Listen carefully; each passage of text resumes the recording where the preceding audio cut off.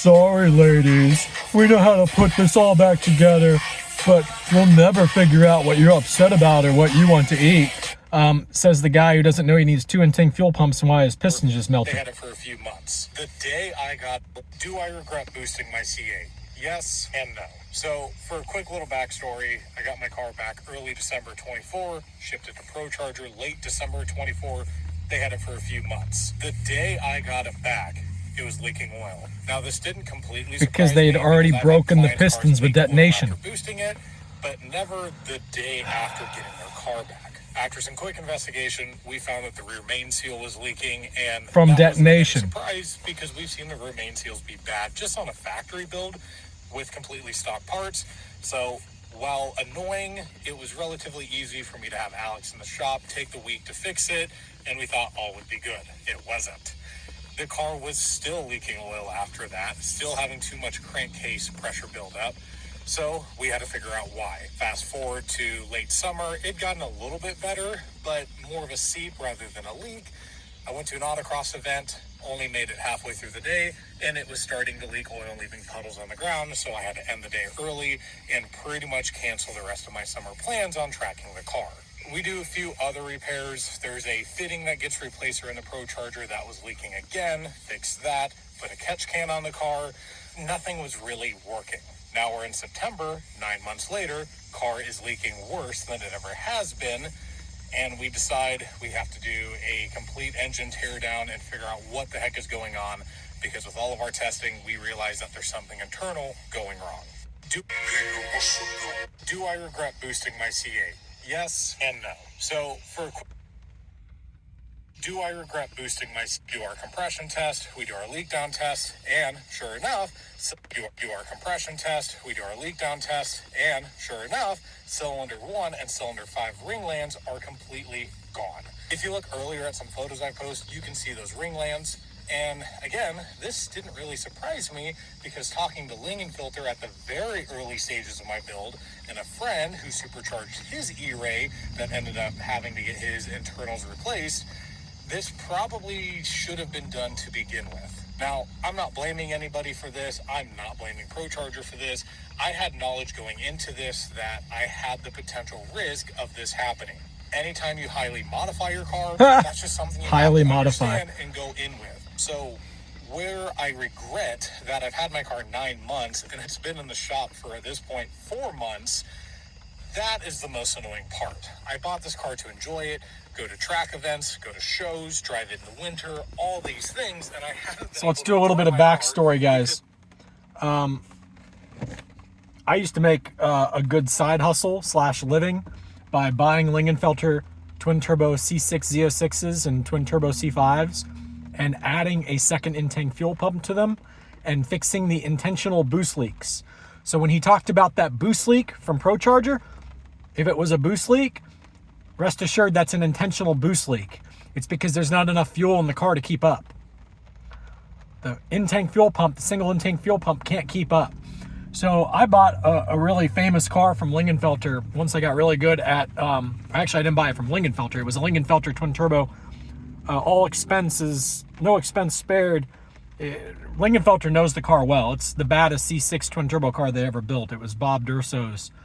The guys out at Spring Mountain knew the car because Bob Durso basically FedExed them the car. You know, he put it in a car hauler, shipped it out there, and said, here's my brand new twin turbo Lingenfelter Vet that I spent $80,000 on in receipts at Lingenfelter on top of the $80,000 window sticker. And I want you guys to make this the fastest fucking thing that's ever gone around your racetrack. I'll write a check for whatever you guys want to add to it.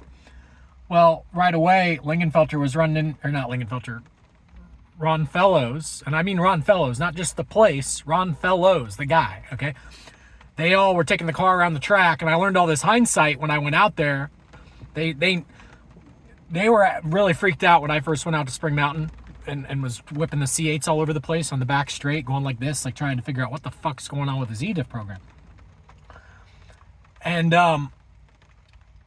they were really concerned, like I'm going to wreck and die. I'm like, guys, I own a 1,000 horsepower C6 twin turbo car. As a matter of fact, the guy I bought it from, he said that you guys know it. It's the big wing. And Rick Malone cuts me off mid-sentence. He goes, you own Bob Durso's car? I was like, yeah. Rick Malone walks over and talks to the other guys. They all come back as like a huddle. They go, "You own Bob Durso's car?" I was like, "Yeah." "Brandon, that's like the fastest Corvette body car that we've ever had at this racetrack." I was like, "I know." It's very fast. And you wouldn't believe how fast it is now, because I went back, fixed the boost leaks, put 3 in-tank pumps in it, which it didn't need 3. It only needed 2. But what I do is, when I do it, listen up for those of you who are paying attention, who say, "Oh, I'm going to get a dual in-tank fuel pump like Brandon told me to."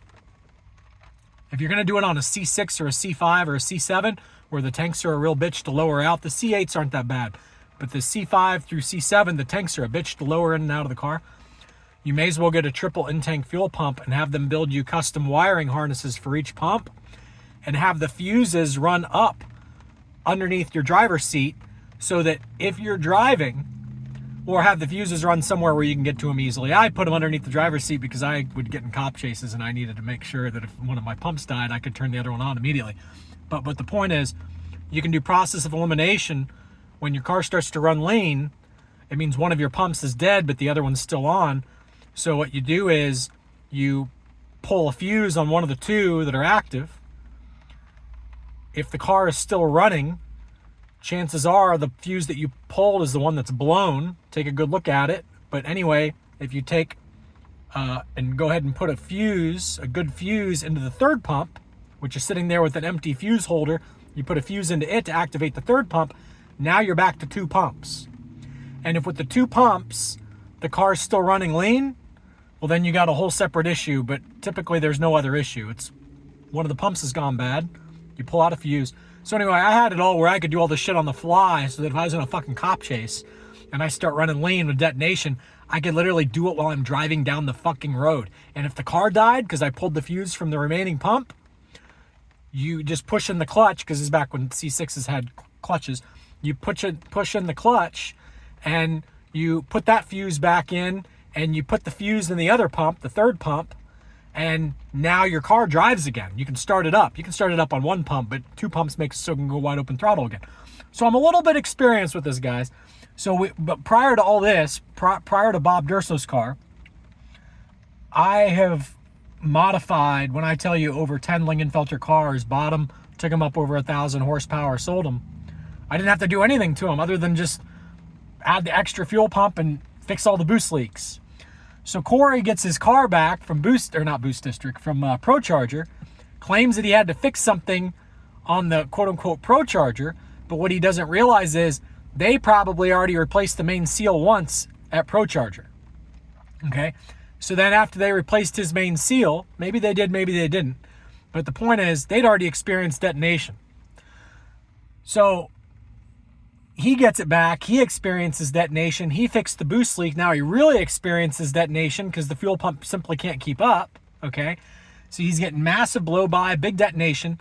And I'm sorry, guys, but the dunce doesn't understand that by it being on the odd cylinder bank, which is on Corvettes, the cylinder bank that always runs lean first, cylinder 1, 3, 7, and 5, since he's unable to understand it's cylinder 1 and 5 that experience the detonation, okay? Because those are the first 2 cylinders in that firing order, I believe, on the odd bank. On the Z06, it's 137. On the LT2, I think it's 1537, if I'm not mistaken. But the point is, by him having detonation on 1 and 5, that means the computer ordered the fuel, and on that cycle, as it goes through the firing order, on that cycle, the fuel pump could not keep up. If he just had random detonation from overheating pistons, it would be the 2 most back pistons by his firewall. It would be the 2 pistons closest to the firewall on both banks. It would not just be one bank that starts with cylinder 1 and then again cylinder 5, unless it's lack of fuel pressure from the low side fuel pump. The guy doesn't know shit. The guy doesn't know shit, and he hasn't consulted anybody who knows shit. And Lingenfelter won't tell you this because Lingenfelter doesn't put 2 pumps in their cars. Unless you are like the Sultan of fucking Arabia and you say, I want no expenses spared. I talked to the guys at Lingenfelter back in the day when the C6 was still the car. I talked to them and I was like, guys, I'm fixing your C5s and C6s left and right, putting 2 in-tank fuel pumps. And a matter of fact, my dad, we had a Lingenfelter Corvette, and guess what? We blew up the motor. And you remember what John Lingenfelter told us personally? Oh, wow, you guys really drive the cars hard. For you guys, we're going to have to put in 2-in-tank fuel pumps. That's where I learned it, from a guy named John Lingenfelter, who's no longer alive. And you know who else blocked me this week? Kristen Lingenfelter. I saw my friend count go down a notch, and I'm like, I wonder who blocked me. And then I started thinking about it. I'm like, it's probably a shop owner. So I sit there and I go through each shop owner that I know. Kristen Lingenfelter has me blocked. Again, it'd be one thing, and I wasn't even picking on Lingenfelter yet. I hadn't even mentioned Lingenfelter yet in my videos. But the arrogance of these people thinking that I know nothing and that they're so much further ahead of me. Bye, Kristen. Bye-bye. When I do a documentary of how I know about fuel systems, it's going to be paperwork after paperwork after paperwork after paperwork of Lingenfelter vets that your fucking company cheaps out and doesn't put 2-in-tank fuel pumps in, because since John Lingenfelter died, you guys don't have a fucking clue what you're doing. Hi.